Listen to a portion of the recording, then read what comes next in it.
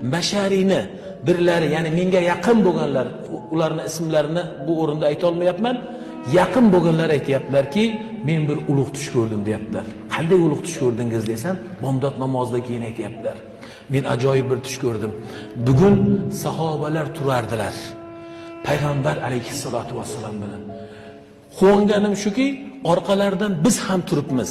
Ya'ni biz hozirgi zamon ummati ham bor ekanmiz. Payg'ambar alayhissalatu vassalam ilk saflarida sahobalar bilan turar ekanlar. Shu yerda nima bo'libdi bilasizmi? Keyin bir imomni kutilyapti. Payg'ambar alayhissalatu vassalam o'zlari o'tmayaptilar imomlikka. Payg'ambar alayhissalatu vassalam imomni kelishligini kutyaptilar.